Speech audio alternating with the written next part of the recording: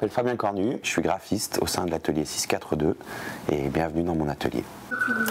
Moi je suis arrivé là par hasard parce que j'aimais bien ça, j'en faisais, j'ai eu un ordi, un Mac depuis mes 13 ans chez moi, donc ça m'a permis de me familiariser avec le truc et quand je suis sorti des Beaux-Arts, j'ai eu des contacts pour faire du graphisme et faire des boulots, donc très rapidement je me suis mis à mon compte et voilà, j'ai appris sur le tas les 2 premières années, donc je suis un pur autodidacte. Ce qu'il faut savoir c'est que la Rotonde c'est quand même des gens qui ont une longue expérience de travailler avec des graphistes et qui aiment bien cet échange-là, cette expérience-là.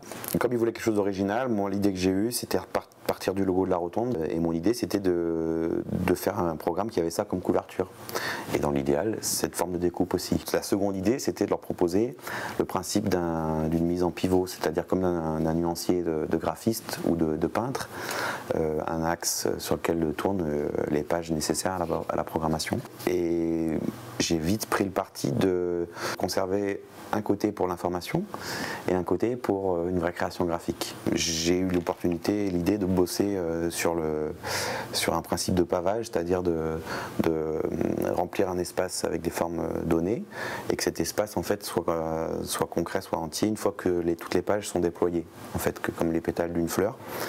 Donc voilà, ça c'est un autre élément de base de travail. Et on voit ici au-dessus le principe du pavage. Ça c'est un pavage assez particulier, c'est le pavage de Penrose. Enfin, c'est assez compliqué, c'est un truc de mathématicien, mais c'est justement le seul pavage qui n'est pas symétrique, qui a une symétrie non périodique. Donc ça complexifiait bien le projet, mais c'était un challenge, c'était assez intéressant.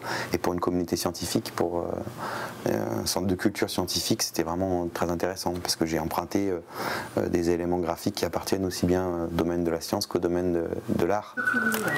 C'est le logiciel Illustrator, c'est un logiciel qui permet de travailler le dessin et les formes géométriques. Et tout très vite, j'ai obtenu des choses un peu plus précises qui me permettaient d'avancer dans le boulot jusqu'à cette première forme qui était donc, on retrouvait vraiment la mise en pivot des 5 pages. Et très vite, j'ai commencé à travailler sur un document qui allait être le document final. Et voilà, on voit bien toutes mes photos, tous mes éléments, les uns par rapport aux autres.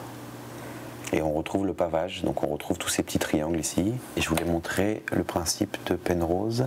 Et voilà, le pavage et la forme de découpe qui est utilisée pour la mise en page du programme. Et on se retrouve très rapidement à entrer dans le vif du sujet.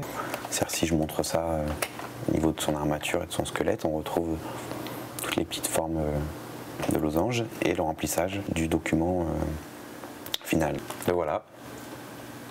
Le produit fini, donc ce qui aurait été intéressant, c'était de suivre aussi tout le travail d'imprimerie, parce que c'est une partie très importante du boulot, c'est une de celles qui me plaît le plus, et surtout elle est assez jouissive, on va dire, parce qu'on voit le résultat qui sort.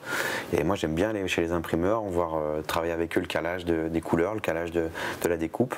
Voilà, ça donne ça, le côté très graphique de la création, et le côté information du côté vraiment informatif du programme.